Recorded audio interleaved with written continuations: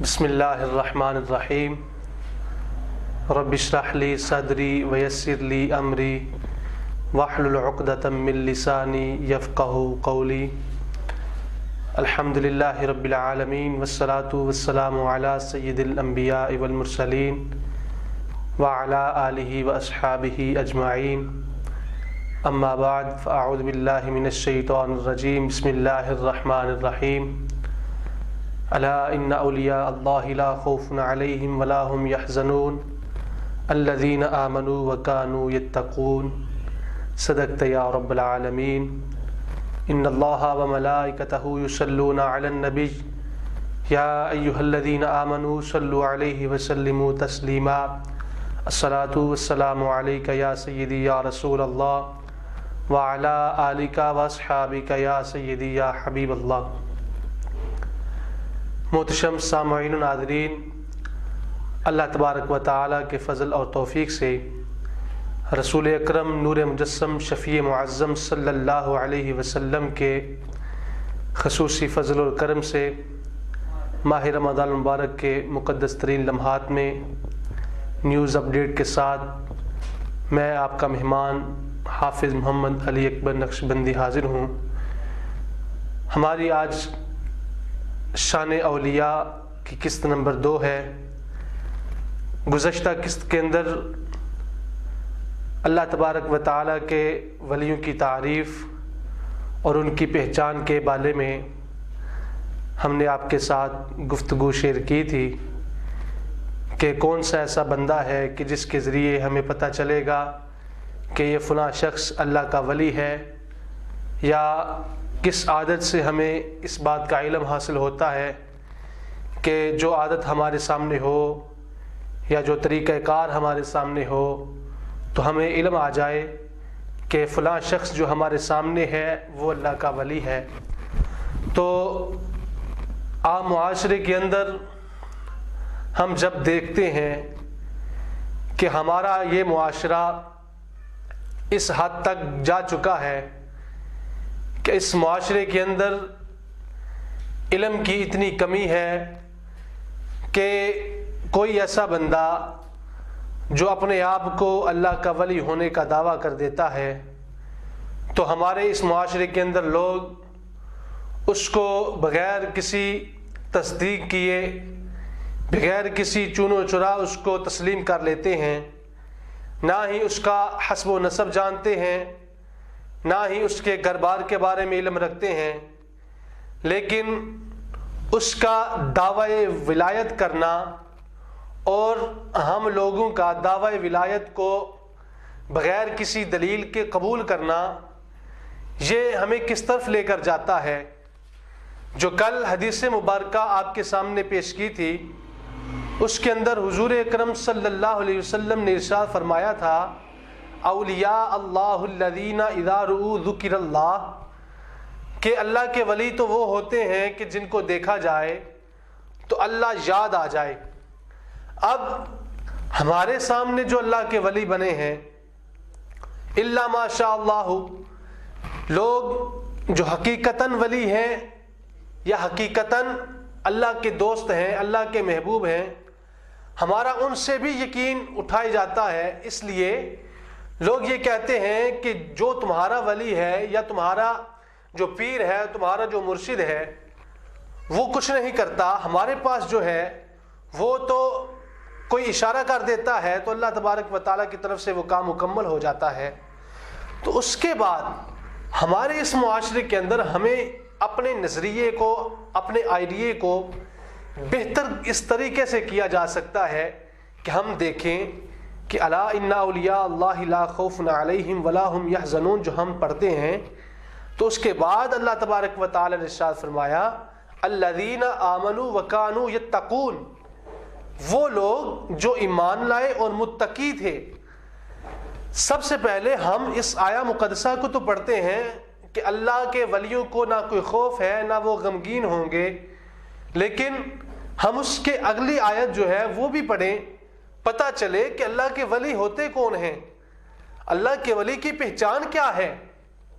اللہ کے ولی کی پہچان تو ہوتی ہے الذین آمنوا وکانوا یتقون، ایمان والے بھی ہوں اور متقی بھی ہوں۔ اب ایمان والا ہونا اور متقی ہونا یہ ہر کسی کی بات نہیں ہے۔ ایمان والا ہونا تو ہر کوئی ایمان والا ہو سکتا ہے۔ ہر بندہ جس نے کلمہ پڑھا ہے لا الہ الا اللہ محمد الرسول اللہ صلی اللہ تعالی علیہ وسلم، وہ بندہ ایمان والا ہے۔ لیکن متقی کیا ہے؟ الذین آمنوا یہ ایک شق ہے، وکانوا یتقون یہ دوسری شق ہے، کہ ایمان والا تو ہر بندہ ہے، لیکن متقی ہونا کیا ہے؟ متقی ہونے کے لیے شرائط کیا ہیں؟ متقی ہونے کے لیے طریقہ کار کیا ہے؟ وہ آج میں آپ کے سامنے پیش کرتا ہوں کہ متقی بندہ کیسے بنتا ہے۔ تو متقی بندہ بنتا ہے اس وقت کہ جس وقت بندہ قرب الہی میں غرق ہو جاتا ہے۔ اسی لیے تو فارسی کا ایک شعر ہے، ہر کے خواہد ہم نشینی با خدا، ہر کے خواہد ہم نشینی با خدا، او نشینت در حضور اولیاء، یعنی کہ جو بندہ چاہتا ہے کہ وہ خدا کے ساتھ بیٹھے، ہم نشیں ہو جائے، جس طرح ہم یہ کہتے ہیں کہ بندہ گوشہ نشیں ہو گیا ہے، خدا سے ڈائریکٹ باتیں کرتا ہے، فرماتے ہیں او نشینت در حضور اولیاء، اس کو یہ چاہیے کہ وہ اولیاء کے ساتھ بیٹھے، اولیاء کے پاس بیٹھے۔ تو یہ طریقہ کار ہے اللہ کے ولی کی پہچان کا۔ تو جو دوسرا شعر فارسی کا ہے، یک زمانہ صحبت با اولیاء بہتر از 100 سالہ طاعت بے ریا، کہ جو بندہ اللہ کے ولی کے پاس ایک زمانہ رہتا ہے، ایک زمانہ بیٹھ جاتا ہے، اللہ تبارک و تعالیٰ اسے بہتر از 100 سالہ طاعت بے ریا، بزرگ فرماتے ہیں اللہ کے ولی کے پاس بیٹھنا 100 سالہ عبادت سے زیادہ بہتر ہے۔ اب الذین آمنوا وکانوا یتقون کی تفسیر کرتے ہیں، اس کو کھولتے ہیں کہ اس سے کیا مراد ہے۔ الذین آمنوا جب کہا تو اس کے اندر تمام ایمان والے آ گئے، جس طرح اللہ تبارک و تعالیٰ نے بارہا مقام پر یا ایھا الذین آمنوا کے ساتھ ایمان والوں کو مخاطب کیا ہے، یا الذین آمنوا کے ساتھ ایمان والوں کو مخاطب کیا ہے، تو وہ ایمان والے تمام کے تمام اس کے زمرے میں آ جاتے ہیں۔ اب اس کے بعد ہے وکانوا یتقون۔ اب تقوی کے مراحل ہوتے ہیں۔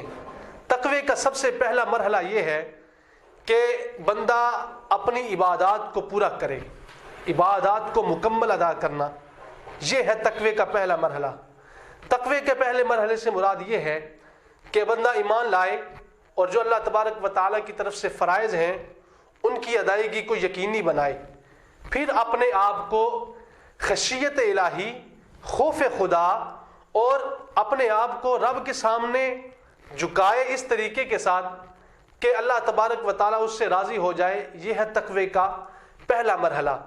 اب تقوی کے پہلے مرحلے کے اندر کئی لوگ آ جاتے ہیں، کئی انسان آ جاتے ہیں، ایمان والے آ جاتے ہیں کہ وہ انسان، وہ ایمان والے جو 5 وقت نماز بھی ادا کرتے ہیں، زکوٰۃ بھی ادا کرتے ہیں، حج بھی کرتے ہیں، یا اس کے علاوہ عبادات بھی کرتے ہیں، یہ ہیں وہ لوگ جو تقوی کے پہلے مرحلے میں آتے ہیں۔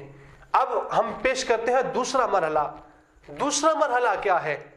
آیا کہ تقوی کا پہلا مرحلہ تو ہو تو بندہ ایمان والا ہوتا ہے، تو تقوی کا اگر پہلا مرحلہ ہو تو ایمان مکمل ہو جاتا ہے، لیکن تقوی مکمل نہیں ہوتا۔ تقوی اس وقت مکمل ہوتا ہے جس وقت دوسرا مرحلہ ہو۔ دوسرا مرحلہ کیا ہے؟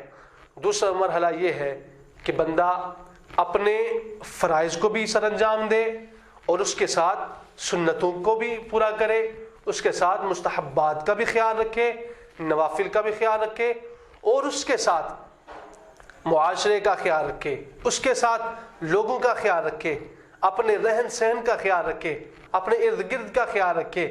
اولیاء اللہ کا جو طریقہ کار ہے وہ یہ تھا کہ اولیاء اللہ جو ہیں اگر خود نہیں کھاتے یا اگر اپنے پاس ہوتا ہے تو کوئی بھوکا آ جاتا ہے تو اس کو نوازتے ہیں۔ یہ ولیوں کا طریقہ ہے کہ بندہ ولی وہ ہے جو خود کھا رہا ہے، لیکن اگر اس کے پاس کوئی بھوکا آیا ہے تو اپنی پلیٹ بھی اگلے کے سامنے، بھوکے کے سامنے رکھ دی ہے۔ یہ ہے خانقاہی نظام، لوگوں کا پیٹ پالنا، غرباء کو اپنے بارگاہ میں بلا کر، اپنے آستانے پہ بلا کر ان کو نوازنا رب کے دیے ہوئے رزق سے۔ تو یہ ہے تقوی کا دوسرا مرحلہ کہ جس وقت بندہ فکر آخرت کی تیاری کر لیتا ہے، اپنی آخرت کو سوچ لیتا ہے، پرکھ لیتا ہے، پھر مستحبات پر عمل کرتا ہے، سنتوں پر عمل کرتا ہے، اور اس کے ساتھ دیگر معاملات جو بندے پہلے مرحلے والے ہیں اس سے زیادہ ہو جاتے ہیں۔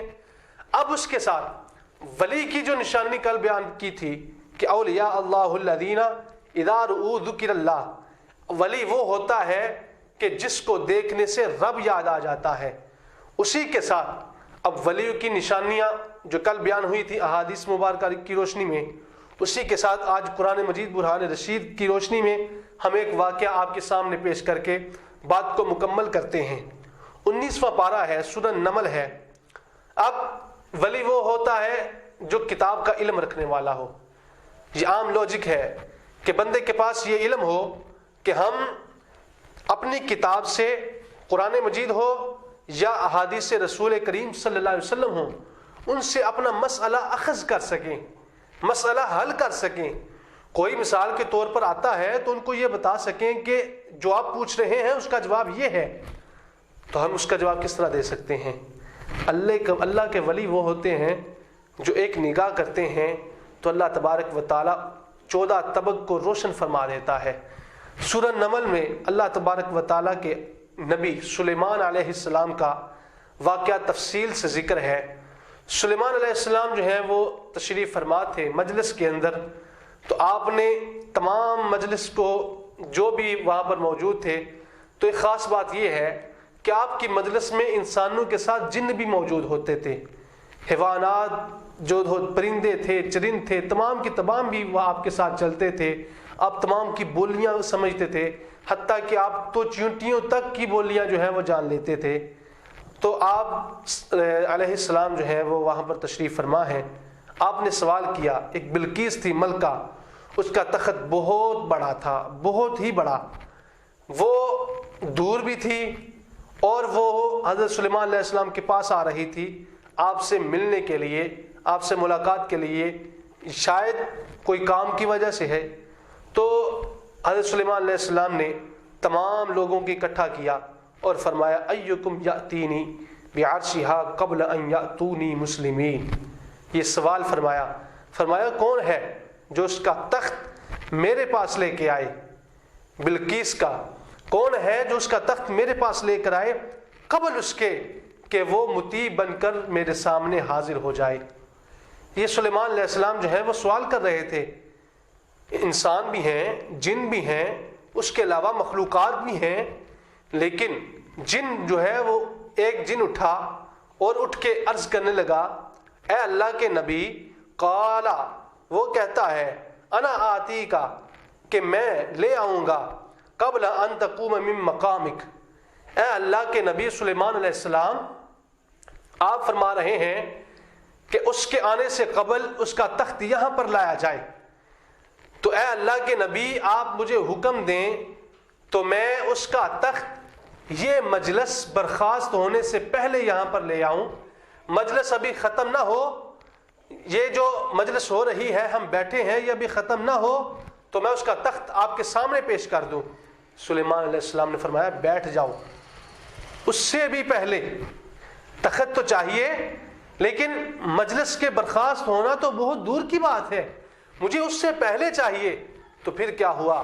ایک اللہ کا بندہ جس کو کتاب کا علم تھا، جس طرح ہم یہ کہتے ہیں کہ اللہ کا ولی وہ ہوتا ہے جو کتاب کا علم والا ہوتا ہے، اس نے اگر کہا قال الذی عندہ علم من الکتاب، اللہ کا قرآن کہتا ہے اس کے پاس کتاب کا علم تھا، وہ یہ کہتا ہے انا آتی کا قبل ان یرتد الیک طرفک، اے اللہ کے نبی، یہ جن تو کہتا ہے مجلس برخاست ہونے سے پہلے میں آپ کے آنکھ کو جھپکنے سے پہلے اس کا تخت جو ہے وہ آپ کے سامنے پیش کر دوں گا۔ یہ سلیمان علیہ السلام کی قوم کا ایک علم والا بندہ ہے، اور حضور علیہ السلام کی امت ہو اور اللہ کا ولی ہو اور کتاب کا علم رکھنے والا ہو، حضور کے فرمان کا علم رکھنے والا ہو، تو اس کی کیا شان ہے۔ انشاءاللہ تعالی شان ولایت اور شان اولیاء بیان کی جا رہی ہے اور آئندہ بھی کی جائے گی، جس کے اندر قرآن و حدیث کی روشنی میں آپ کے سامنے شان اولیاء پیش کی جائے گی اور مختلف بزرگان دین کے اقوال بھی آپ کے سامنے رکھے جائیں گے۔ دعا ہے کہ اللہ تبارک و تعالی ہمیں اس پر عمل کرنے کی توفیق عطا فرمائے۔ وما علیہ الا البلاغ المبین۔